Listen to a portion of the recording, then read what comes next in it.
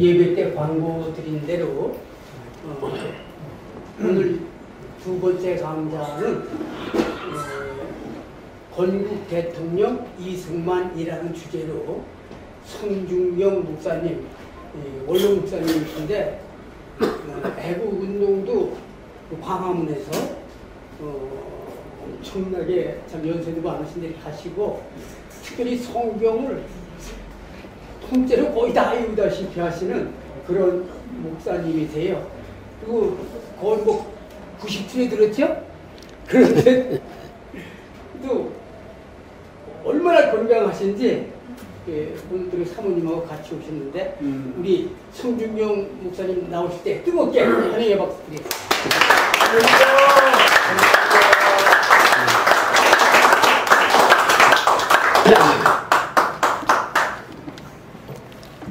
네, 이렇게 뵙게 돼서 너무너무 감사합니다. 저는 인천 만수교회 원로 목사로 있는 성중경 목사입니다.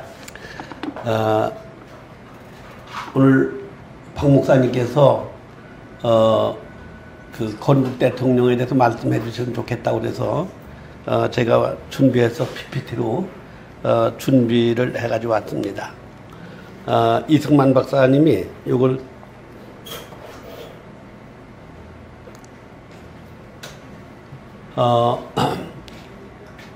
갈라디아 5장 1절을 아주 좋아하시는 그런 말씀이기 때문에 그래서 갈라디아 5장 1절을 갈라디아 5장 1절 봉독해 드리겠습니다. 그리스도께서 우리에게 자유케 하시려고 자유를 주셨으니 그러므로 굳건하게 서서 다시는 종의 멍에를 매지 말라. 갈라디아 5장 1절입니다.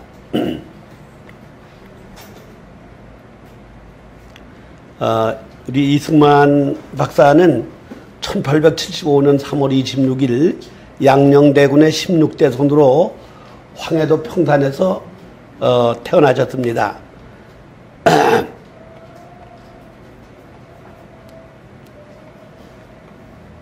응?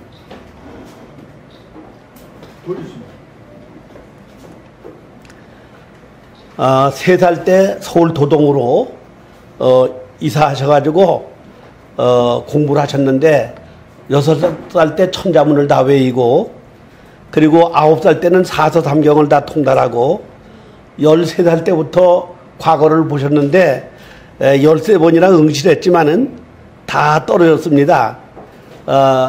그 왜 그런가 하면은 그때는 아주 타락해가지고 이미 장원할 사람이 미리 다 결정이 다 됐어요. 그래서 시험은 형식이고 시험 봐도 소용이 없기 때문에 이 양반이 천재적인 소재를 가지고 있고 공부를 많이 하시는 분인데도 13번 다 낙방을 했습니다.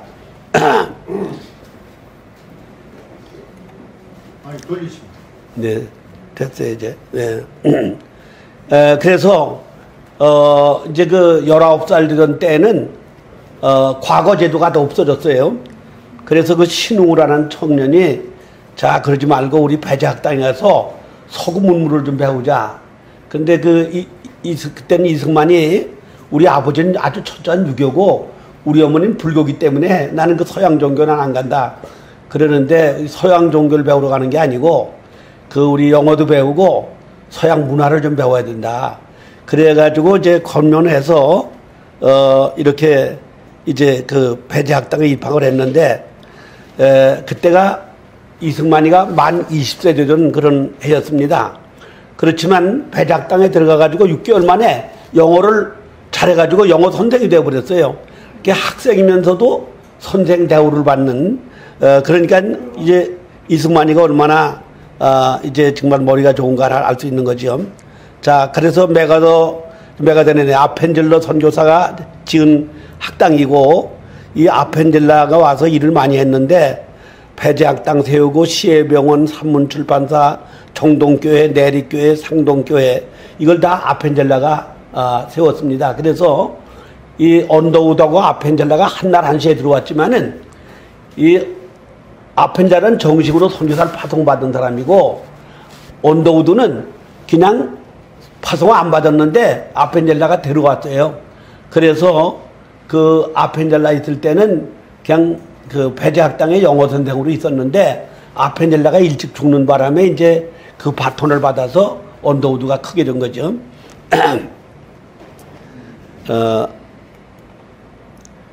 그런데 패자학당에 들어가가지고 누굴 만나는가 하면 서재필을 만났습니다. 서재필은 이승만 박사보다도 한 10년, 이제 위인데, 이 서재필이 이제 그 패자학당의 선생으로 있으면서 이 서재필을 통해 뭘 배웠는가 하면 서양의 민주주의를 배웠어요. 서재필 박사한테. 이 서재필 박사는 19살에 과거를 급제해가지고, 그래가지고 이제 그 병조 판서까지도 했었는데, 그 갑신정변 때, 그때 이제 그 실패를 해가지고 도망가가지고 미국 가서 있다가 다시 일본 사람들이 이제 집권하면서 들어와도 된다고 그래가지고, 들어왔습니다. 그래가지고 패자학당에서 선생이 됐던 거예요.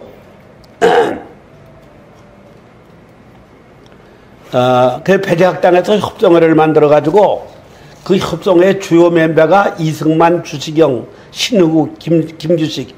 이 사람들은 이승만보다는 나이가 좀 작았지만 이승만이면 나이가 20살에 들어갔기 때문에 좀 작았지만은 그러나 이 사람들이 주요 멤버였는데 그 협정회에서 신문을 발행했습니다. 협정회라고 하는 협정회 회보라고 하는 신문을 발행해가지고 그때 이제 이승만이가 주필이 됐습니다. 그리고 1896년 아관 파천이라고 하는 건 너무 잘하는 얘기인데 바로 이제 그 민비가 죽고 그랬을 때 이 고종 황제가 도망을 피난을 갔는데 어디로 갔는가 하면 러시아 공관으로 도망간 거 이걸 가지고 이제 아관 파천이라고 그렇게 이야기를 하고 있죠. 이건 뭔가 하면은 우린 명나라하고 청나라한테 503년 동안을 우리가 속국이 되고 식민지 생활을 했습니다. 그러니까 일본 사람들한테는 36년이지만은 이 중국에게는 503년 동안을 우리가 식민지 생활을 한 거예요. 그래서 옆에 있는 게 뭔가 하면 영인문인데 그 영인문을 헐어버리고 그 옆에 독립문을 지었는데 그걸 바로 이제 이걸 서재필이가 진 거죠. 독립문을. 이제는 우리가 중국에서 식민지 생활하던 걸 이제는 우리가 해방됐다. 그걸 기념하면서 지은 게 독립문입니다. 그 영인문은 중국 사신이 오면은 우리 임금님이 나가서 환영하고 인사하는 게 영인문이었었어요. 그만치 우리는 속국이 돼가지고 우리나라에서 임금 마음대로 못 세우고 이 청나라나 명나라에서 허락을 해야 임금도 세울 수 있는 거지 우리가 임금을 못 세웠습니다. 그만치 우리는 이제 그 중국의 식민지가 됐었는데 그러면서 이승만이가 졸업을 하면서 만민공동회를 만들었어요. 이제 1898년도 3월 10일 날 만민공동회 만들어가지고 거기서 모여가지고 거기서 뭘 했는가 하면은 그 아권 파천 후에 아주 러시아 사람들이 굉장히 이제 아주 그 기세가 등등하고 고종 황제가 그 사람들 말을 들을 수밖에 없는 거기 가서 피란했으니까 그랬는데 이 러시아에서 부산 진령도에다가 군사기지를 만들려고 그랬어요. 그랬는데 그거를 막은 게 바로 만민공동회입니다. 그냥 이 만민공동회 아주 대단한 일을 한 거예요. 군사기지를 만들려고 그러는데 그걸 못 만들게 그 만민공동회에서 이제 주장을 해가지고 안 되고 또 일본 사람들도 월미도에다가 급탄항이라는 게 이게 군사기지인데 그걸 만들었는데 이거 러시아 공간 못 만들게 군사기지 못 만들게 하니까 이 사람들은 만들어 놓은 것도 일본 사람들도 그냥 한국 사람에게 반환하고 말았습니다. 그래서 이 만민공동회에서 아주 큰 일을 한 거죠. 이제 그러면서 이승만이가 뭐를 주장하는가 하면은 주권 수호 운동과 입헌 군주제 개혁 조선을 빼앗으려는 일본, 중국, 러시아, 영국 등 우리나라 주권을 지키고 독립하자. 그리고 왕제도, 군주제도를 우리는 타파하고 대신들은 다 물러나라. 이걸 주장해가지고 역적으로 몰려가지고 사형 선고를 받았어요. 네. 이게 이제 바로 그 한성 감옥에 갇혀가지고 아주 고문, 한 7개월 동안 고문을 무지무지 당했어요. 아주 밤잠을 못 잘 정도로 고문을 당하고 0.23평 그러니까 조그만 그 한 평에 3분의 1밖에 안 되는데도 이제 그런 공간에서 흉악범들하고 같이 살고 해충 빈대한테 밀리고 이제 그렇게 살게 됐습니다. 이렇게 역적으로 몰려서 투옥이 됐지만은 그 양반이 이제 양녕대군, 세종대왕의 형님 되는 양녕대군의 16대 손이기 때문에 왕족이라는 것 때문에 사형 선고받았다가 무기징역으로 이제 감형이 됐습니다. 그런데 그 7개월 고문도 무지무지 당했는데 그 7개월 만에 그때는 그래서 배제학당 장석이 예수를 안 믿었어요. 이 사람은 이건 서양 종교라고 해서 안 믿었는데 그 선교사들이 책을 많이 갖다 주고 특별히 아펜젤라가 이승만을 무척 사랑했기 때문에 앞으로 이승만은 한국에서 귀 쓰일 제목이다 그래서 이 아펜젤라가 굉장히 깊은 관심을 갖고 성경도 넣어주고 책도 넣어주고 이제 그랬습니다. 근데 그 성경을 읽고 기도하다가 갑자기 빛이 비추면서 그냥 거기서 하나님을 만나가지고 그때부터 하나님을 믿기 시작을 한 거예요. 그러니까 3년 동안 배작당 안에서도 서구 문화는 배우고 그랬지만은 이 기독교인은 아니었습니다. 근데 그 사람이 이제 기독교인 된 것은 그때 이제 그 빛을 보면서 자기 병이 다 나버린 거예요. 그동안 고문당해서 잠을 못 잤는데 그냥 자기도 몸 아픈 게 다 나버리고 그것뿐 아니고 아픈 사람들 환자가 있으면 자기가 기도해주면은 그냥 그 병이 낫는 거 이게 말이죠. 이제 그런 경험들을 하게 됐습니다. 여기 이제 앞에 이제 안수하고 이제 그러는 건데, 그래서 거기서부터 이제 하나님께 기도하기 시작을 했습니다. 하나님, 내 영혼도 구원해 주시고, 우리나라를 구원해 달라고 간절히 기도를 하고, 그리고 거기서 이제 기독교 입국론을, 이제 생각을 했는데, 동양 최초의 기독교 국가를 만들어서 선진 한국, 선교 한국을 만들어야 된다. 이런 설계도를 거기서 이제 한성 과목에서 하고 영어 사전을 만들고 독립정신이라는 책을 썼습니다. 그때. 그리고 이 이승만이는 졸업할 때 영어로 이 독립에 대해서 우리 한국이 독립이 돼야 된다는 그걸 영어로 강의를 했어요. 그래서 선교사들뿐 아니라 배제학당 졸업 때는 고종황제도 참여할 정도로 그렇게 아주 정부 행사같이 이렇게 배제학당 졸업할 때는 그렇게 했습니다. 왜 그런가 하면 배제학당이 세워질 때부터 저 맥클레이 박사라고 일본 대사였는데 감리교 목사였습니다. 그 사람이 와서 고종황제하고 직접 대면해가지고 한국에 학교하고 병원을 세워서 이 한국 사람들을 도와줘야 된다. 그 윤호를 받아가지고 배제학당을 지었기 때문에 그 배제학당 졸업식 때는 고종황제도 참여를 하고 모든 그 아주 관리들이 와서 참여를 했는데 그때 거기서 이승만이가 영어로 이 한국 독립을 위해서 영어로 이제 강의를 했어요. 그래서 그때부터 이렇게 이승만이가 많이 알려지고 또 이 선교사들로부터 굉장히 사랑을 받게 됐습니다. 그런데 이 독립정신이라는 책을 기록했는데 그 독립정신의 서문에 뭐가 나왔는가 하면은 1776년도 그 미국에 독립한 거, 그 독립정신, 이걸 갖다가 서문에 기록할 정도로, 그래서, 이제 독립정신이라는 책을 기록을 하게 됐고, 그때 이제 그 교회 경략, 그 한성 과목에서 우리도 오늘부터 깨달아 우리 손으로 힘들여 나라를 영국 같고 미국 같이 만들어 놓고, 영국이 세계를 지배하고 미국이 세계를 지배하는데 우리나라도 그렇게 돼야 된다. 세계 각국에 대한 선교사를 파송해가지고 야만과 미개한 인종들에게 전도할진데 우리의 나중 복도 크겠고 우리의 권리도 커지겠고 우리나라의 영광도 영국, 미국같이 드러날지라 이렇게 생각을 했습니다. 그랬는데 그때가 이제 이 고종이 일본의 횡포가 심한 거예요. 왜 그런가 하면은 일본이란 나라가 청나라하고 싸워서 이겼잖아요. 그러니까 그때가 이제 1894년도인데 청나라가 503년 동안을 우리를 지배했는데 청나라하고 싸워서 이긴 거예요. 근데 그때 고종 황제는 그 중국하고 일본하고 싸우면 일본이 질 줄 알고 중국 편에 섰었는데 아니 중국이 진 거예요. 이제 그 청나라가 진 거예요. 그리고 그 다음에 이제 94년도 또 일본하고 러시아하고 싸우게 됐는데 그 러시아가 크니까 일본하고 싸우면 일본이 질 줄 알고 또 러시아 편에 들었는데 그런데 러시아가 일본한테 진 거예요. 바다에서 싸우고 지고 육지에서 싸워도 지고 그래서 일본이 중국도 이기고 청나라도 이기고 러시아도 이기고 이 중국의 횡포가 아주 대단해졌습니다. 근데 이제 그때 그 고종 황제가 일본 편에 서 있던 게 아니라 처음에는 청나라 편에, 그 다음에 러시아 편에 들었었는데, 이게 지니까 그 일본의 아주 압박이 심한 거죠.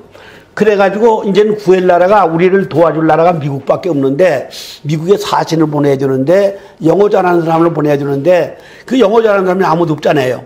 그 민영환이가 이승만이를 보내야 됩니다. 이승만이 뺏기 영어 잘하는 사람이 없으니까 이승만이를 추천했어요. 그래서 어쩔 수 없지. 자기가 암만 해도 자기 마음엔 안 들지만은, 그래도 이승만이가 영어를 제일 잘하니까 할 수 없이 이승만이를 사신으로 특사로 보내게 된 것입니다. 이렇게 해서 이승만이가 이제 그 특사가 됐어요. 여기 옆에 있는 게 홀버트라는 선교사인데, 이 사람은 아주 한국인보다도 한국인을 더 살아간 그런 바로 선교사였습니다. 그래서 이 홀버트 선교사가 이 선교사들한테 이승만이를 지금 특사로 내보내는데, 그 아는 사람들이, 가까운 사람들, 미국 장관들, 뭐 국회의장들, 뭐 이런 사람들, 총장들 추천해가지고 이승만이를 미국 보내서 공부를 시키자. 그래서 19사람의 추천서를 받았어요. 선교사들의. 예, 19사람들.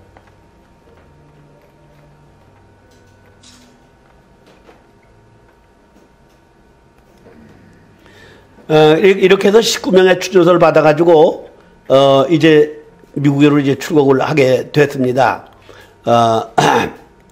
그래가지고 이제 가서, 이렇게 그 루즈벨트를 만나서 얘기를 했는데, 그때는 미국하고 일본이 사이가 아주 좋을 때였었어요. 왜 그런가 하면은, 동경이 지진 나가지고 다 허물어져 버리고 폐허가 됐는데, 그걸 미국에서 헌금을 해가지고 그 일본 동경을 복구를 시켜줬어요. 그렇기 때문에 일본하고 미국이 사이가 좋을 때인데, 이거 갖다 줬는데도 별로 이제 도움이 안 되고, 그때는 가까우니까. 그래서 이제, 이승만이는 미국에 가가지고 선교사도 추천받아서 그 워싱턴 대학에 가지고 시험을 봤는데 3학년으로 입학을 했어요. 그러니까 이승만이가 여기서 배제학당밖에 안 나왔어도 그렇게 된 것은 그 감옥에 있으면서 5년 7개월 동안 이 선교사들이 갖다 준 책이 한 300권 됐습니다. 그래가지고 공부를 많이 했어요. 배제학당에서도 공부했지만은 감옥에서 공부를 많이 해가지고 그 워싱턴에 들어갈 때 그냥 3학년으로 입학을 하고, 거기서 졸업하고 나서 하버드 대학 가서 석사를 하고, 저 프린턴 가서 박사를 하고요. 이거 5년 동안에 3개를 다 한 거예요.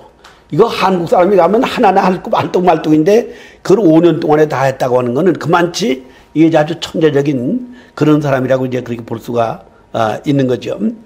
자, 그리고 이렇게 미국과 일본이 이제 친했다라고 하는 거예요. 이승만은 미국 가서 고종 황제의 의사를 다 루즈벨트 전달하고, 선교사들의 추천대로 워싱턴에서 학사학위, 하버드에서 석사학위 받고, 프린턴 대학에서 동양인으로는 최초로 정치학 박사를 받게 됐습니다. 그리고 이승만이가 그 감옥에서 독립정신이라는 책을 썼는데, 이게 이제 그때서 미국에서 출간이 됐던 것입니다. 그리고 졸업을 하고 와서, 거기 이제 5년 동안 졸업을 하고 와서, 한국 와서 YMCA, 여기 종로이가에 있는 YMCA, 거기 총무로 있으면서 이 기독교 교육, 이제 하고, 거기서 독립운동을 했습니다.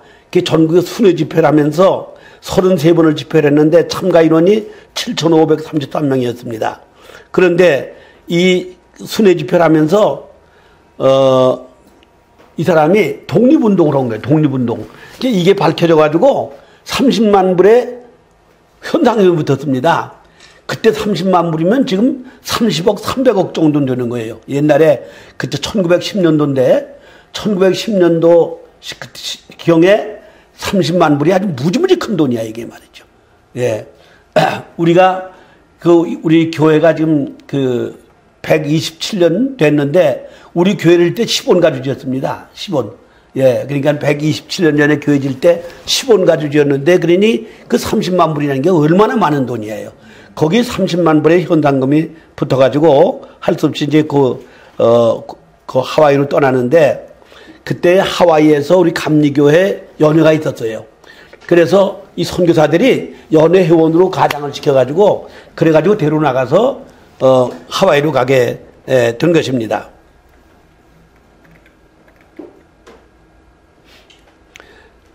그래서 이제 하와이에 가서 이제 그 독립운동하면서 학교도 재고를 했는데 여기서 이제 그 하와이에 가가지고 갔는데 그 사이에 여기 이제 3.1 운동이 일어난 거예요.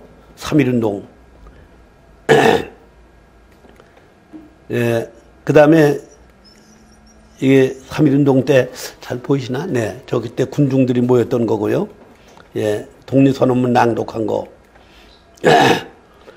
그 이제 그때 그 주장한 게 뭔가 하면 사람이 자기 집에서 살고 자기가 농사를 지어서 먹는 것이 행복한 것은 자유롭기 때문이다. 이처럼 우리 독립선언문에는 이 나라 주인이 조선인이고 대한민국이기 때문에 자유를 달라고 주장하는 것이었습니다.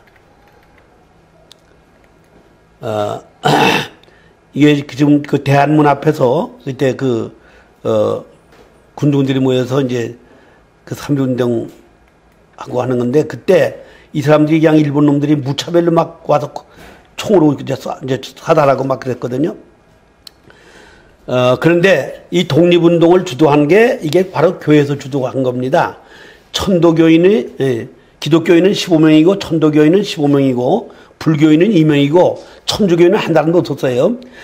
근데 이 기독교인 16명 중에서 우리 감리교 목사가 9이나 있었습니다. 그래서 이걸 배제학당, 이화학당이 주도했다고 그래가지고 감리교회가 200개 교회가 불을 타고 감리교 목사들이 제일 많이 그때 구속이 됐어요. 그때 말이죠. 그러니까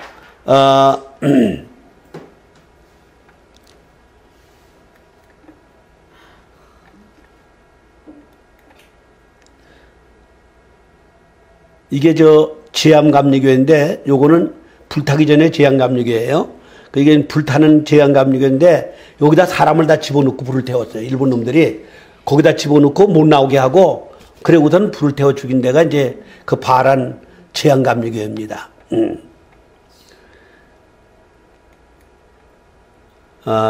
그리고 이렇게 그 이화학당 출신들, 배제학당 출신들이 주도를 했다. 이제 그 유관순이도 이화학당 출신이었잖아요.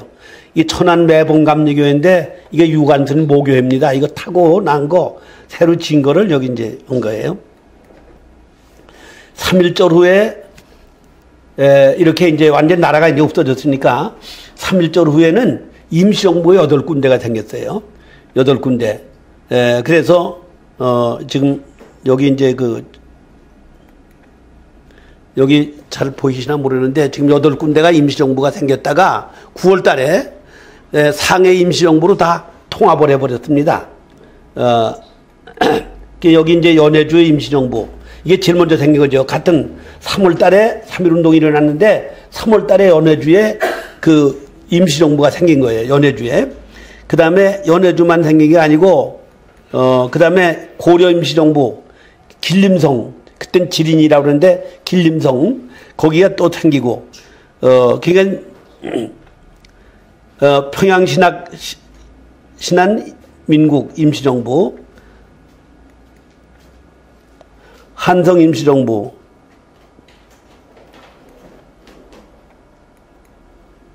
상해 임시정부, 예, 저기 선양도 임시정부가 있는데 아마 넘어가는 말인데, 예, 상해 임시정부 이렇게 해서 8개가 생겼었는데 8개를 9월 달에 상해 임시정부로 다 통합을 했어요. 왜 그러면 일본 놈들이 아주 못 살게 하니까 그래서 상해로 전부 다 통합을 해버리고 거기서 그 임시정부에서 바로 이제 이승만이가 대통령이 되고 이동희가 연해주의 대표였던 이동희가 국무총리가 되고 이제 그렇게 됐습니다. 여기 이동희, 이승만, 안창호 이렇게 나왔는데요. 요거는 이제 그 당시에 그 장관들 임시정부에 이승만이가 이제 대통령 되고 그 다음에 이제 장관들 다 이제 명단이 나온 거죠. 그런데 이제 거기서 무슨 문제가 생겼는가 하면은 소련을 얻고 일본하고 싸워 일본을 처부셔야 된다. 그거를 주장을 했는데 그걸 주장한 사람이 이동희 국무총리를 비롯해서 모든 강요들은 그렇게 주장했는데 이승만 박사는 그걸 반대를 한 거예요. 왜 그런가 하면은 우리가 지금 소련도 일본한테 지고 청나라도 졌는데 우리가 소련 잡아가지고 그 일본하고 싸울래야 우리만 다치지 소용이 없다. 그냥 외교를 통해서 우리는 해방을 해야지 우리가 무력으로는 절대 안 된다. 안중근이가 사람 하나 죽인 것 때문에 윤봉기가 죽인 것 때문에 한국인이 수백 명이 죽고 한국인이 너무너무 고통을 당했기 때문에 이렇게 우리가 무력으로 일본하고 싸우는 거는 무모한 짓이니까 이제 외교를 통해서 우리가 독립을 해야지 이거 무력으로 싸우려고 그러면 그냥 우리 국민만 죽고 다치니까 안 된다. 그 이랬는데 그것 때문에 이제 탄핵이 된 거예요. 왜 그런가 하면은 이 국무총리 그 이동일을 비롯해서 그때 거기 강로들이 거의 다 공산주의자들이었습니다. 왜 그런가 하면은 1918년도 1월 달에 이 공산주의 포럼을 하는데 거기에 이동일을 비롯해서 한 25명이 참여를 한 거예요. 이게 한국 지도자들 독립운동하는 사람들이 참여를 해가지고 공산주의가 된 거예요. 그러니까 볼셰비키 혁명이 1917년도 10월인데 그러니까 석 달. 그 볼셰비키 혁명이 일어나고 석 달 만에 공산주의 포럼을 하는데 거기 한국인이 거기 25명이 참여를 해가지고 그 사람들이 공산주의가 된 거예요. 그래서 이 사람들은 그 소련하고 손잡아야 된다고 주장하는 사람들이 바로 그 사람들이거든요. 그런데 그 이승만이는 그 소련이라고 하는 것은 공산주의라는 것은 교회를 반대하기 때문에 교회를 아편으로 생각하는 사람이기 때문에 공산주의는 절대 손잡으면 안 되는 거죠. 그래서 이승만이는 이렇게 반대를 한 거예요. 그러면서 그 이승만이가 그 공산주의 부당성에 대해서 얘기를 했는데 그때는 아주 공산주의가 굉장히 선풍을 일으킬 때였습니다. 그래서 세계 어느 나라도 다 공산주의를 받아들이고 그럴 때예요. 공산주의는 함께 일하고 함께 거두고 함께 나눈다. 이거 얼마나 좋아 이게. 그 참 아주 이론은 좋은데 실제는 그 공산주의가 그렇게 살상집도 아니고 거짓말 집도 아니고 선전선동에 아주 그 능한 집단이 공산주의잖아요. 그런데 그거를 사람들이 공산주의 잘 몰랐어요. 그런데 이승만이는 그 기독교 신앙이 베낀 사람이기 때문에 이 기독교를 아편으로 종교를 아편으로 생각하는 사람들하고 손을 잡으면 안 된다. 그러니까 볼셰비키 혁명 때 그 레닌이 2,700만을 죽였는데 다 거의 다 교인들이었습니다. 그러니까 부자하고 지식인하고 교인들은 다 죽여야 된다. 이건 노동자 농민의 적이다. 그래가지고 부자, 지식인, 교인들을 다 죽이는데 그 2,700만이 거의 다 교인들이었어요. 그래 그걸 알기 때문에 이승만은 절대 공산주의랑 같이 가면 안 된다. 협상도 안 된다. 이 공산주의는 이 땅에 있는 바이러스 중에 제일 독한 바이러스가 공산주의다. 그래서 이승만이 그걸 반대했는데 반대한다고 탄핵을 해서 할 수 없이 이승만이는 이제 하와이로 다시 가가지고 거기서 학교를 세우고 교회를 세우면서 거기서 독립운동을 하게 됐습니다.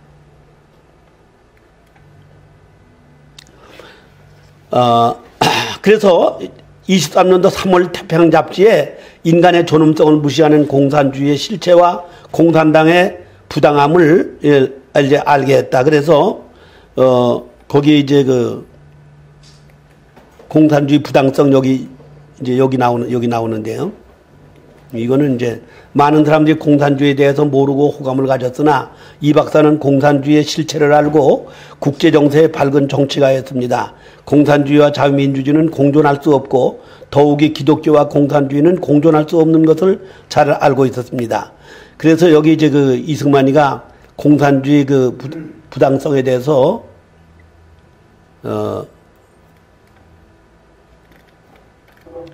얘기를 했습니다. 남의 재산, 부자 재산을 빼서 나눠 갖는 거 이렇게 되면은 게으른 사람만 늘어나는 거다. 남의 재산을 빼서 나눠 갖기 시작하면은 이게 말도 안 되는 거. 남의 뽀른 재산을 왜 빼서 나눠 갖느냐. 그래 이게 부당한 거고 자본주의를 없애자고 하는 거 그러면은 지혜와 상공업 발달이 정지되는 거다. 지식계급을 없애자. 지식인들을 죽이는 거 이것도 안 되는 거죠. 종교를 혁파한다. 덕과 의가 타락한다. 그래서 이 공산주의 부당성을 지적을 했고 그리고 이제 가서 이승만 박사가 하와이 가서 교회를 세우고 이렇게 학교를 세웠습니다. 이제 그러면서 외교 활동을 하면서 이승만이가 그 재판인 사우드아웃이라는 책을 썼어요. 이게 뭔가 하면은 일본이 미국을 침략할 거다 이런 책입니다. 앞으로 일본이 미국을 침략한다 이런 책이에요. 그런데 이 책을 놨을 때 이때 언젠가면 41년도 6월 달에 출간했는데 이승만의 책을 보고 다 웃었어요. 왜 그런가 하면 어떻게 일본이 미국을 배신하고 아니 미국한테 어떻게 얼마나 은혜를 입었는데 동경을 피해야 되는 걸 미국이 다 해줬는데 어떻게 일본이 미국을 침략하냐 말도 안 되는 거다. 그런데 5개월 만에 12월 7일 날 이 진주만 공격을 했어요. 근데 이걸 알고 이 책을 보고서는 이게 무서운 진실이 담겨있다. 이건 펄벅 한 사람만 그걸 인정을 했지. 대부분의 사람들은 그 나라도 없는 청년이 뭐 얘기한 거다. 그 시시하게 우습게 생각한 거예요. 생각을 했는데 진짜 이제 그렇게 그 6개월 후에 일본의 진주만을 공격하는데 비행기 350대가 떠가지고 이게 다 잘 보이시나 모르겠는데 저 비행기가 350대가 떠가지고 진주만을 폭격을 했는데 그냥 다 재가 된 거야. 거기 쑥대밭이 돼버려진 거죠. 그래서 거기 해군 기지가 있었는데 해군이 2,400명 있었는데 한 명도 못 살고 다 죽어버린 거예요. 이제 그러면서 이승만이가 유명한 사람이 된 거예요. 이제 이승만이가 저 젊은 청년인데 그 나라도 없는 청년이 이 사람이 선지자가 아니냐. 이래가지고 그 책이 아주 100만 권이 팔렸어요. 첫 번에는 우습게 생각했는데 그 책을 보고 이제 그렇게 6개월 만에 그대로 맞았으니까 그 책이 베스트셀러가 되고 이승만이는 아주 미국의 선지자가 됐습니다. 그래서 이 전쟁에 미국이 불리하게 됐잖아요, 이 말이야. 그런데 이 전쟁에 이길 수 있는 길은 메가더를 사용해야 된다. 메가더밖에 없다. 이 메가더라는 사람은 어떤 사람인가 하면은 육군사관학교를 1등으로 들어가가지고 육군사관학교 1등으로 졸업했는데 평균 98.25. 그러니까 이 육군사관학교 이래로 이렇게 머리 좋은 사람이 없어요. 그런데 1차 대전 때 사단장을 했는데 이 사람이 전공을 세워서 그래서 미국에서 그 사람 육군상학교 교장 최연소 사단장에 최연소 육군상학교 교장에다가 최연소 총참모장이 됐어요. 그 아이젠하워라는 대통령 있잖아요. 아이젠하워는 메가더의 부관이었습니다. 부관. 그런데 그 아이젠하워 대통령 됐는데 메가더는 대통령 안 된 게 바로 누구 때문에 안 되는가 하면 우리 한국 전쟁 때문에 이제 안 된 거예요. 예. 그래서 여기 요 옆에 있는 머리 하얀 건 메가더 할아버지고 옆에 있는 건 메가더 아버지인데 이 할아버지는 남북전쟁 때 북군 장교로 전쟁에 승리를 해가지고 주지사가 된 사람이고 아버지는 스페인하고 미국하고 싸우는데 승리해가지고 국무장관도 되고 그리고 이제 필리핀 총독도 됐던 사람입니다. 이렇게 평균 98.25 이게 육군사관학교 졸업할 때 그렇게 된 사람이에요. 이렇게 해가지고 최연소 사단장 최연소 사단장이 되고 최연소 육군사관학교 교장이 되고 최연소 참모총장이 되고 그래서 제대를 했었는데 37년도 퇴역을 했습니다. 그래서 퇴역하고 5년 만에 온 국민들이 메가더만이 이걸 이길 수 있다. 메가더를 극동사령관 만들어야 된다. 막 진정을 하고 그래가지고 메가더가 이제 극동사령관이 됐어요. 그래서 미일 전쟁을 이제 맡아서 이제 하게 돼가지고 62세에 극동사령관이 된 메가더. 그래서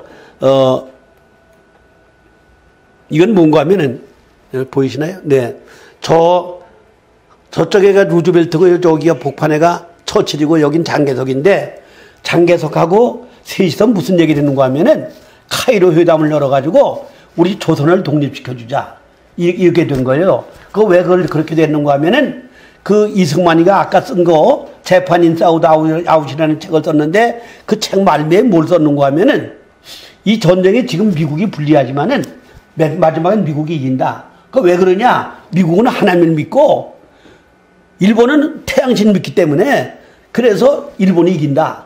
그때는 우리 한국도 조선도 독립된다. 이게 써 있는 거예요. 그러니까 루즈벨트가 그 책을 읽고 감동을 받은 게 뭔가 하면은 미국이 이긴다 그러니까 감동을 받았는데 이게 한국도 독립이 된다고 하는 거. 이게 한국 독립과 미국 승리하고는 이건 같이 가는 거기 때문에 우리가 한국 독립을 해주자. 그걸 제안해가지고 카이로에서 그게 결정이 됐습니다. 이제 그래서 카이로 회담에서 이렇게 미국이 승리하는데 루즈벨트 대통령이 감동을 받고 조선 독립을 위해서 카이로 회담과 조선 독립을 위한 기도와 함께 우표를 만들었어, 우표. 이게 이제 그 우표인데 그 조선 민족의 독립을 위해서 미국 사람들이 기도하자고 이런 우표를 만들었어요. 44년도 11월 달에. 자, 이걸 만드니까 이 얘기를 듣고 불안한 사람이 누군가 하면 스탈린이었습니다. 왜 그런가 하면 스탈린은 이 아시아를 전체 다 공산화하고 저 구라파를 다 공산화하려고 그런 계획을 가지고 있었는데, 한국을 독립시켜준다면 자기 꿈이 깨지는 거거든요. 그러니까, 그때 동북아 책임자가 엘조이스라는 사람인데, 이 사람이 미국 국무차관이면서 스탈린이 심어놓은 간첩이었습니다. 그냥 이때까지는 소련하고 미국이 가까울 때예요. 이 독일하고 싸울 때도 소련하고 미국이 같이 하고, 일본하고 싸울 때도 그 미국하고 싸웠지만 마지막엔 소련도 거기 같이 참여했잖아요. 그래서 이 스탈린이가 엘조이스를 불렀습니다. 그래서 자, 내가 이런 계획을 가지고 있는데 지금 그 카이로 회담에서 조선 독립을 시킨다 그러면은 이건 내 꿈이 다 깨지는 거다. 그거 어떻게 하면 좋겠냐? 이걸 의논하다가 얄타 회담을 열어가지고 소련이 일본 전쟁에 참여한다고 하고, 그래서 38선 이북으로는 소련이 관장한다고 그러다가 이 남한까지 공산하면 좋겠다. 이렇게 교육을 짰어요, 이 사람들이 말이죠. 자, 이렇게 해서 이 러시아가 이런 교육을 가지고 있는데, 이 아시안이 뭐 구라판 전부 다 이렇게 내가 공산화하려고 그러는데 내가 꿈이 깨지는 거다. 그래가지고 얄타 회담을 열어서 얄타 회담에서 이제 그렇게 해주려고 했던 것입니다. 자, 이게 이 공산당이, 이 소련이 전체가 소련 가까운 나라들은 전부 다 공산화하려는 그런 계획을 가지고 있었습니다. 이래가지고 얄타 회담을 열었는데, 이때가 언젠가 하면은 1945년도 2월 11일부터 18일까지 일주일 동안을 얄타라는 저 지역이 어딘가 하면은 지금 우크라이나, 그때는 우크라이나가 소련 식민지였어요. 그렇기 때문에 소련 나라는 한 가지지 이제. 거기서 이제 얄타 회담을 열어가지고 처칠하고 장개석인 빼고 스탈린이 이제 거기서 모여서 일주일 동안 하면서 38선 이북으로 소련이 관리하고 그렇게 하고 저 동구라파를 우리가 관리하게 해주면은 우리가 이 전쟁에 참여하겠다. 그러니까 이 미국도 지금 이제 불안하고 이제 치열하게 싸우니까 소련이 참여해준다 그러니까 그런 조건을 수락을 한 거예요, 여기서. 그래서 38선이 그때는 거진 겁니다. 얄타 회담에서 38선이 거진 거예요. 어떤 사람들은 뭐 38선 미국 놈들이 만들었다고 그러는데 그건 몰라서 그러는 거죠. 그래서 이 얄타 회담에서 38선이 거진 거예요. 그래가지고 38 이북은 소련이 관장하고 이 남은 미국이 관리하는 걸로 그때 이제 그 38선이 거지게 됐는데, 이게 얄타 회담. 엘조이스라는 사람이 뒤에 바로 스탈린 뒤에 서 있는 사람이 미국 국무차관이면서 여기 동북아 책임자였던 사람이에요. 그런데 이 사람이 스탈린 심어놓은 간첩이었어요. 그때는 미국도 공산주의자들이 많았어요. 지금도 많지만 지금도 미국에 공산주의자들이 많습니다. 그런데 그때도 이제 그건 더 많았어, 그땐 말이죠. 왜냐면 소련하고 미국 가까울 때니까. 그래서 그 얄타 회담에서 이제 그게 결정이 됐습니다. 그래서 이렇게 38선이 이제 만들어진 거예요. 이거는 그 45년 3월 10일 날 도쿄 아주 대폭격을 해가지고 이제 도쿄 가지고 그냥 제마당이 된 거고, 그 다음에, 요거는, 이거는 이제 45년 8월 6일 날 히로시마에 원자폭탄 떨어져가지고 14만 명이 죽고, 그 다음에 3일 후에 이건 나가사키에 이제 원자탄을 떨어져서 7만 4천 명이 죽었는데, 원래는 그 오키나와에 떨어져가다가 오키나와에는 그 유물이 많기 때문에 그래서 오키나와는 그 폭격하기가 아깝다 그래가지고 그래서 오키나와 안 때리고 나가사키에 이제 그 원자탄을 투하하게 된 겁니다. 그러니까 그 전쟁을 하면서도 그래도 이 미국 사람들은 그런 걸 다 생각을 한 것 같아요. 자, 이제 이거는 메가더 장군 앞에서 일본 천황폐하가 항복하는 거, 항복하는 거고, 이게 이제 8.15 해방이 되고, 우린 그 덕분에 이제 해방이 된 거죠. 그러니까, 우린 미국 때문에 해방된 건 사실이지만은, 그러나 어떤 의미에서는 메가더 때문에 된 거죠. 우리 어제 그저께 메가더가 인천 상륙작전 한 지 73주년입니다. 그래서 우리가 제가 메가더 이사장인데, 한미 메가더 이사장인데, 그래서 행사를 어제 거창하게 그저께 했어요. 하고 이제 앞으로는 우리가 어떤 계획을 가지고 있냐면은 그 섬들을 다 메워가지고 그 인천을 뉴욕의 맨하탄이 그게 섬도시잖아요. 예. 육지가 아니고. 그래서 인천도 그렇게 해서 거기다 메가더 공원도 만들고 메가더 병원도 만들고 이렇게 메가더 동상도 다시 만들 그런 생각을 가지고 지금 우리가 시작을 하고 있습니다. 그런데 이렇게 해방이 되자마자 이 소련 군대가 먼저 쳐들어왔어요. 그러니까 미국 사람들은 해방되고 한 달 후에 들어왔는데 소련 군대는 일주일 만에 들어왔어요. 일주일 만에 들어와가지고 이렇게 남한에는 해방되자마자 8월 24일 날 소련이 들어와가지고 평양에 진입해서 소련군인 김일성을 세워서 북한인민위원회를 만들고 북한 정부를 벌써 수립하게 한 겁니다. 그리고 남한에는 소련에서 공부한 박헌영을 시켜서 남로당을 조직하게 해서, 왜냐면 아주 남한까지 전부 다 공산화하려는 교육을 가지고 있었기 때문에 말만 이제 사실 고려연방제지 고려연방제는 공산화 가는 길이다. 그렇게 생각을 하고 고려연방제를 만들려고 했던 거예요. 그런데 이승만이는 이제 그 2달 후에 10월 16일 날 들어오고 김구는 더 늦게 중국에서 여기 오는 거 가까운데도 그거 정리하고 오느라고 석 달 후에 11월 23일에 이제 입국을 하게 되었습니다. 저기서 문제가 된 게 김구가 왜 늦게 했나 이거 논쟁이 된 거죠. 네? 늦게 입국한 걸 가지고 논쟁이 된 거죠. 그 늦게 한 건 그래서 김구가 여기 상해에 있던 게 아니라 저 중경으로 갔어요. 왜 상해도 이제 일본 놈들이 이제 와서 자꾸 귀찮게 하니까 더 이제 안전한 데 간다고 저 중경으로 가가지고 거기 있었는데, 그래서 이제 거기서 이제 오는데 그렇게 시간이 걸린 거, 정리를 하느라고 시간이 걸린 거죠. 그래서, 석 달 후에 이제 들어왔습니다. 네. 이게 이제 그때 동유럽 국가들을 전부 다 공산화된 거를 여기서 이제 보여주는 거고, 우리가 한반도 통일은 본질적으로 국제 문제, 우리가 이게 한반도 통일되는 건 일본도 안 좋아합니다. 중국도 안 좋아하려고. 왜 그러면 이 한국이 하나가 되면 하나가 뭉쳐지면은 이게 무서우니까 사실은 일본 사람들도 원치는 않는 거예요. 겉으로는 좋아한다고 해도 실제로는 원치는 않는 거예요. 이게 말이죠.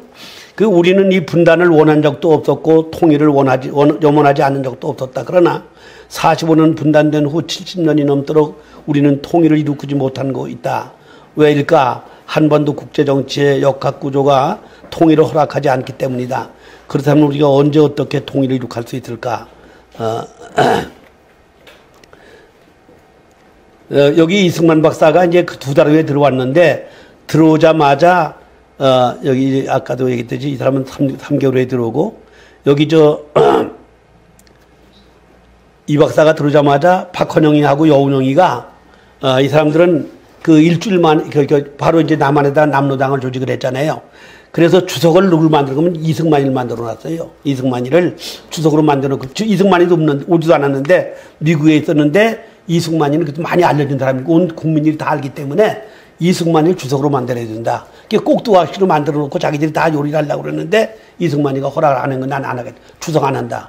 왜 그러면 이게 공산주의가 시켜서 한 거, 이게 다 이게 유명무실한 거니까, 나는 거기 대표를 해도 주석 나 안 하겠다. 그래서 안 한 거예요. 네, 웬만하면 다 수락할 텐데 수락을 안 한 거죠. 왜 그런가 하면은 이 공산주의하고는 공존이라는 게 있을 수가 없다. 마치 천연두와 같다 그랬어요. 끔찍한 전염병인데 어떻게 그 공산주의와 같이 갈 수가 있느냐. 그래서 이 시대에서 아주 가장 나쁜 전염병이 바로 공산주의다. 그렇게 봤습니다. 그렇기 때문에 공산주의하고는 협상도 안 되고, 아주 치명적인 바이러스라고 그렇게 얘기를 했어요. 그래서 공산주의를 바로 아는 사람은 그 당시에 이승만하고 메가더밖에 없었습니다. 미국 사람들도 그 공산주의 잘 몰랐던 거 이게 말이죠. 자, 이게 이제 여기 다 새빨간데 우리 조그맣게 이 남한만 파랗게 돼 있는데 저게 기적인 거예요, 저게 말이죠. 저건 이승만이가 아니면 저렇게 안 된 거예요. 다 전부 다 빨갛게 됐는데 저 남한만 저거 파랗게 돼 있잖아요, 저게 말이죠. 예. 전 진짜로 하나님의 은혜고 전 이승만 박사가 아니면 저기 될 수가 없는 거였습니다. 다 공산화되는 거. 왜 그런가 하면 미국도 고려연방제를 하라고 그랬어요. 고려연방제는 사실 공산화되는 길인 거를 그 사람들이 모르는 거예요. 미국도 모르는 거예요. 그런데 이승만 박사 안 된다. 고려연방제 만들면 공산화되는 길이다. 그걸 반대해가지고 이승만을 이북에서 제거하려고 그랬잖아요. 이승만이를. 그렇게까지 했던 겁니다.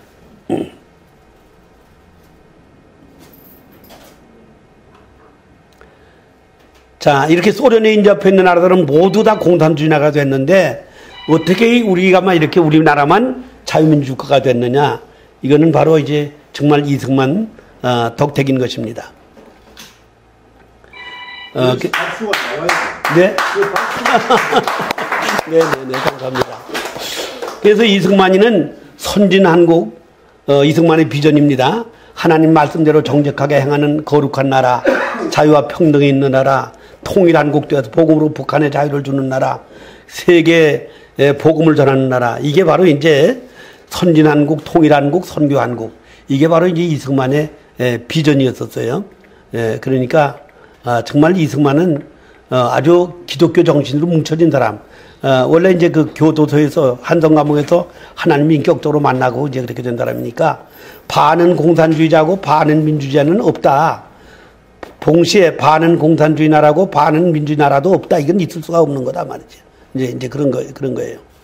개념이 다른 미소 양구 연방제. 그래서 이렇게 9월 20일 날 스탈린 지령 따라서 김일성 주석으로 단독 정부를 수립하고 남한에는 공산화하려는 정책 45년 10월 26일 날 28일 날 미소영 3국이 양국이 아니고 3국이에요. 3국이 논의 끝에 성명서를 발표했는데 한반도는 5년간 신타 통치 기간을 거쳐서 통일된 연방정부를 수립한다. 이거를 이제 발표를 했습니다.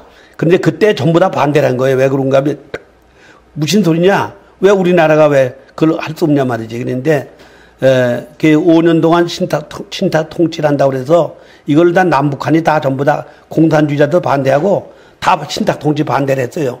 반대를 했는데 소련에서 박헌영이를 불러가지고 이거 지지해라. 이게 바로 공산화 가는 길이니까, 연방제가 공산화 가는 길이니까 너희들은 지지해라. 그래서 3일 만에 이 공산주의자들은 다시 지지를 한 거예요. 우린 그 삼상이 한 신탁 통치를 지지한다. 그 여기 밑에 게 이제, 밑에 이게 이제 그 신탁 통치 삼상 결정을 우리는 절대 지지합니다. 그래서 이제 나온 거죠. 자, 이렇게 해가지고,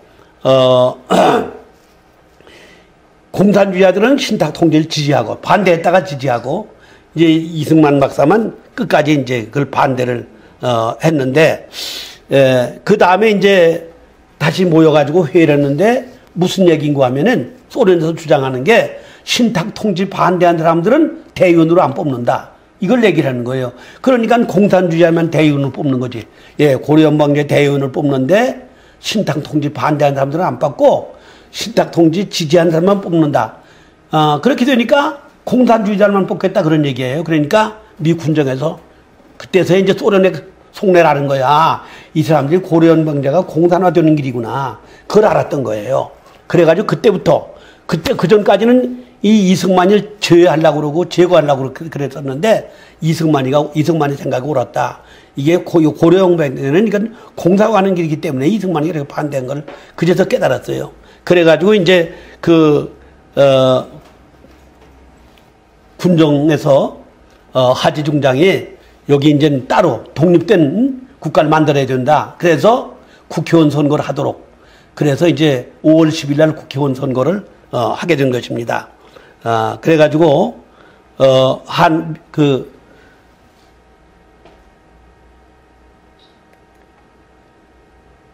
미 군정청에서 이제 변화가 와가지고 이 박사를 이해하게 되고, 그래서 이제 우리 대한민국 정부 수립이 이제 48년도 8월 10일 날 건국이 이제 된 거예요.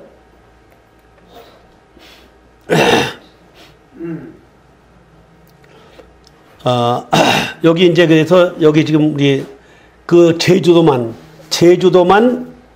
그 국회의원이 안 나오고 다 나왔습니다. 그 제주도는 김달삼을 시켜가지고 저 이북에서 지령을 내려가지고 그 선거 못하게 하라고.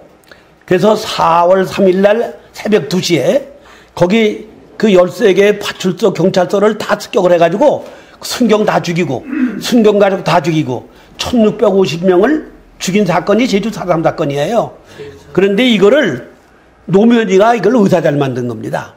예, 그 빨갱이 유격대가 순경 가족들 다 죽이고 순경 다 죽인 사건인데 이거를 노무현이 문재인이 비서실장 때 그거를 의사절 이거 좋은 나라 만들려고 했기 때문에 이 사람들은 의사절 만들어야 된다고 그래서 의사절 만들었는데 이 노무현이가 빨갱이에요, 빨갱이. 아주 새빨간 빨갱이.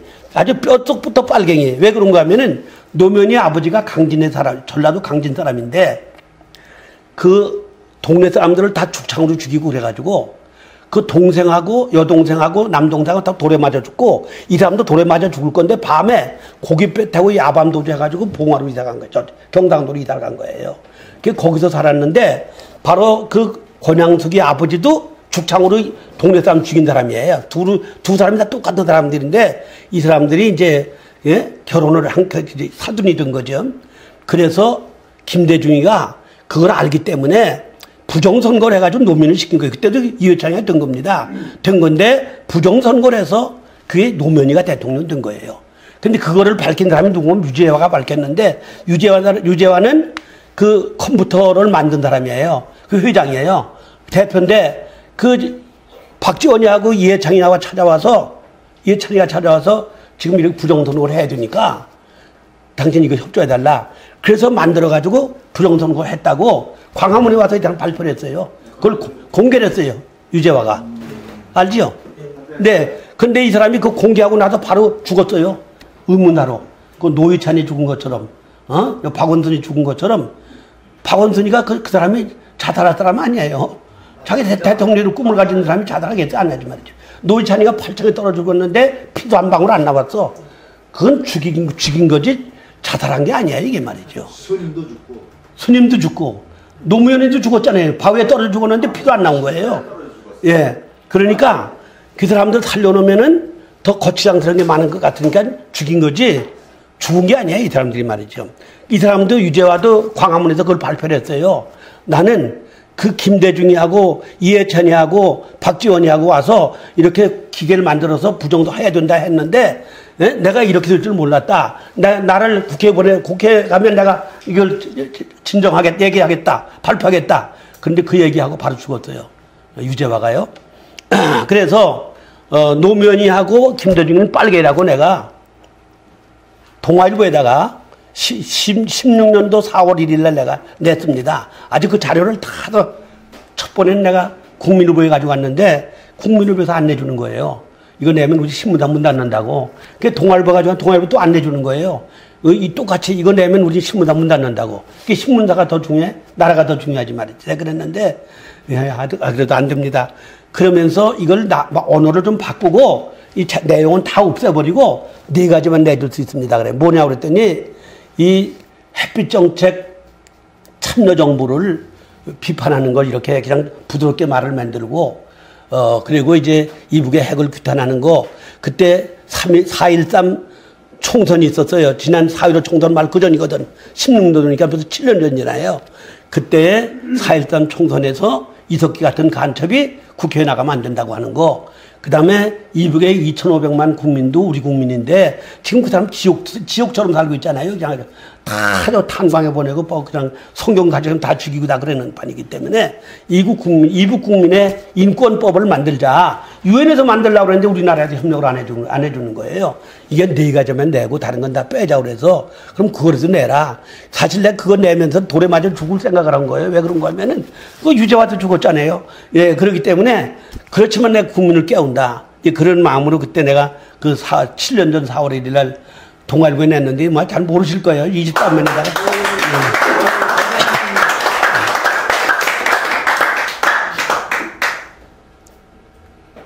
근데 시간이 너무 오래 갔는데. 괜찮습니다. 예? 괜찮아요. 계속 쏟고 있었어요. 이런 말씀 못 들어봤습니다, 진짜.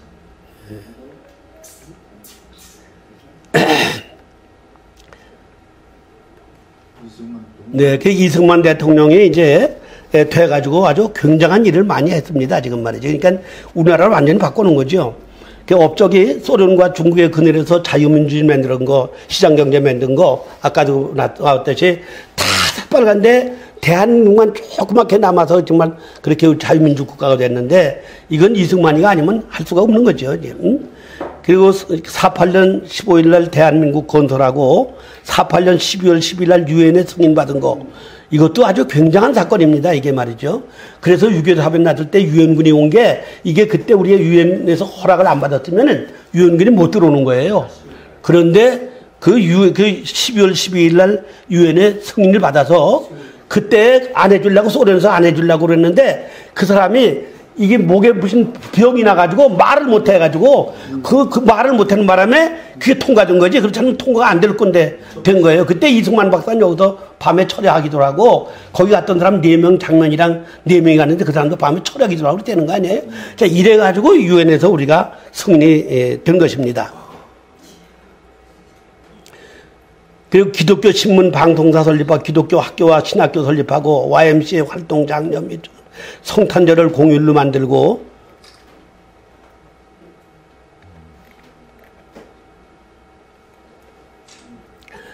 식목일도 만들고 의무교육 만들고 그때 우리나라 사람이 자기 이름 쓰는 사람이 20%밖에 없었습니다. 그런데 이 초등학교를 국민학교 만들어가지고 다 의무교육을 시키고 이래가지고 예, 일정 때 저도 일정 때 학교를 다녔어요. 제가요. 다녔는데 제 이름은 나리다 줄게예요. 예, 그때는 성도 다 갈고 이름도 다 갈고 그랬었어요. 야, 그랬는데 우리가 처녀들은 다 정신대 뽑아가고 총각은 전부 다 정령 뽑아가고 우리 어머니 14살에 결혼했다는데 그 왜 그렇게 일찍 했나 했더니 시집가 막 전부 여자들 데려가니까 그래서 그때 그렇게 일찍 결혼했던 것 같아요. 예, 그리고 50년도 3월 10일 날 농지개혁을 해가지고 대개 다 전부 다 일본 사람 땅이고 서울 사람 땅이었는데 그 땅을 전부 다 농지개혁을 해서 전부 다 그 사람 소작하는 사람들이 다 임자가 되게 그러니까 3년 동안 5년 동안 그러니까 3분의 1씩만 내면은 본인 땅이 되는 거. 그러니까 농사진 반 50%를 주는 건데 50%도 안 주고 30%만 내면 3년을 내면은 자기 땅이 되는 그런 제도를 만드는 거예요. 그 이승만 박사가 예, 그 대단한 거죠. 이 이북에서는 싹 빼서 저들이 갔잖아요, 전부 다. 근데 여기 이남에서는 이걸 뺏어서 소작하는 사람이 다 줬어요. 예, 30%씩만 3년 내면은 자기 땅이 되도록. 이게 농지개혁입니다. 그리고 이 6.25 때 유엔군 불러가지고 공산화 막은 거, 이게 정말 이승만 박사가 아니면 그게 좀 어려웠던 거죠. 그리고 뭐 있어요? 다시 올라갔구나.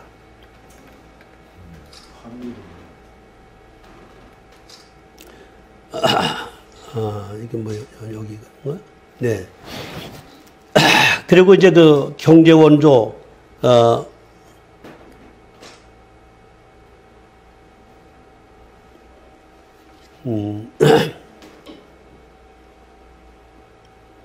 방금 보석방 네. 한미동맹 이게 한미동맹이 아니었으면은 우리가 지금 4,000년 역사를 가지고 있는데 930회를 침공을 당했어요. 그러니까 5년에 한 번꼴 침공을 당한 거예요. 5년에 한 번꼴. 예. 503년 동안 청나라 우리가 식민지 생활했으니까 명나라 503년도 예, 그렇게 남의 나라에 항상 침공을 당하고 살았는데 70년 동안 태평성대를 이룬 거, 이게 아주 놀라운 사건이죠. 이게 한미동맹 때문입니다. 한미동맹이 아니면 벌써 공산주의자들이 벌써 내려왔죠. 그러니까 우리나라 6.25 사변이 일어났는지 아십니까? 이게 한 49년도 6월 30일 미군 철수하니까 그 다음에 6.25 사변이 일어난 거예요. 올라오면 왜 망했느냐? 통합정 맞고 미군 물러가니까 올라오면 망한 거예요. 필리핀이 우리나라보다 10배 더 잘 살아. 우리 60불 때 비군, 이 필리핀은 800불이었습니다. 지금 장충체육관을 그 필리핀에서 우리 지어준 거예요. 우린 그 질 능력이 없었어요. 그런데 필리핀이 우리보다 얼마나 못 살아요. 거기 지금 선생님들 봉급이 15만 원밖에 못 받아요. 그렇게 망했는데 이유가 뭐냐? 91년도 좌파 정권이 들어와서 양키 고음을 부르짖고 미군 철수하라고 그래가지고 91년도 미군 철수하고 나니까 딴 나라 다 나가가지고 그렇게 그냥 거지 나라가 된 거예요. 예. 탈레반이 얼마 전에 이렇게 망한 것도 미군 철수하자마자 그냥 그 탈레반 사람들이 그냥 총 가지고 다 막 죽이고 그랬잖아요. 중남미에서 제일 잘 살고 있는, 그 기름 많이 나는 나라, 그런데 그 나라가 왜 지금 그렇게 거지나라가 됐어요? 차베스가 대통령 되면서 반미 정책을 써가지고 미군 다 물리치고 미국 반대하니까 그 나라가 그냥 싹 망하고 마른 거예요. 이렇게. 베네수엘라. 예, 베네수엘라. 그러니까 이렇게 우리가 예, 미군을 가까이 하면 복받고 미군 멀리 하면 다 못 사는 거예요. 이북이 이남보다 해방될 때 3배를 더 잘 살았어요. 왜 그러냐? 이북에다 일본 사람이 6억 불을 더 투자하고 거기는 29억 불을 투자하고 이남은 23억 불을 투자했어요. 그래서 이북은 이남보다도 다 잘 살고 교회가 거긴 3,200개고 이남은 1,050개 했었어요.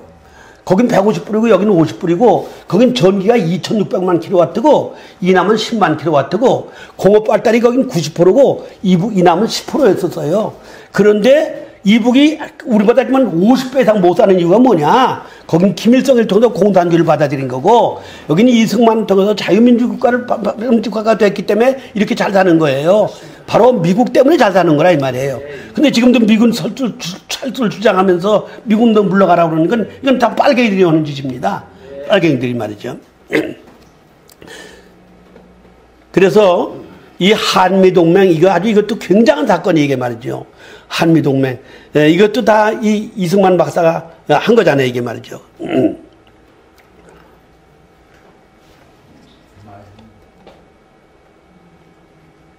돌림. 네네.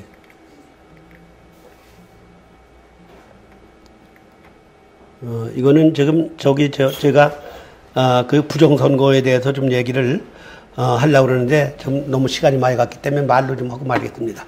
이 부정선거를 3.15 부정선거를 이승만이가 한 게 아닙니다. 모두 사람들은 이승만이가 부정선거했다고 그러는데 그때 조병옥 박사가 미국 가서 병원에서 죽었어요. 조병옥 박사가 대통령 나오려고 그러는데 미국에서 병원에서 죽었어요.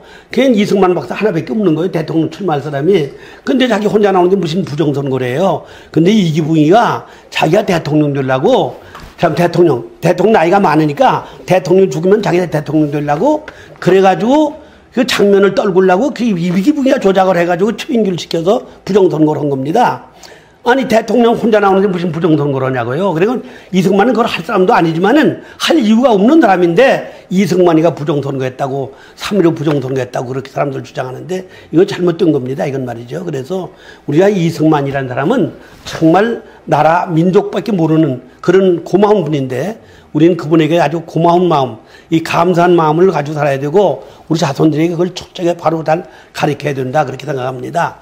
김동길 박사가 무슨 얘기를 했는가 하면은 5,000년 역사에서 가장 위대한 인물을 뽑으라고 그러면은 나는 두말할 것 없이 이승만이다 그랬어요. 왜?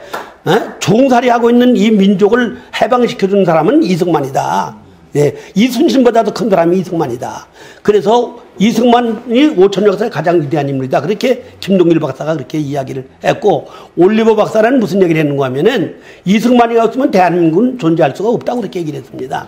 그래서 우리는 이제 그 이승만에 대한 재평가, 이 역사가 잘못됐는데 이 잘못된 역사관을 우리가 바로 알고 자손들에게 정말 바른 역사관을 심어주고 이승만에 대해서 우리가 바로 가르쳐서 올바른 역사관을 가지고 나라를 지켜야 되지 않겠나 그렇게 생각하면서 조금 시간 지나서 죄송합니다. 말씀 마치겠습니다. 감사합니다.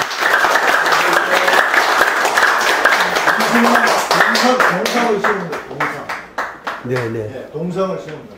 네, 저기 세웠어요. 지금. 기념관도 네, 세웠는데. 이거 모집하고 있어요. 네. 나가도 기념관? 예, 오늘 강좌는 이것으로 모두 마치고 하여튼 뭐 애국적인 그런 말씀이 너무너무 많으셔요.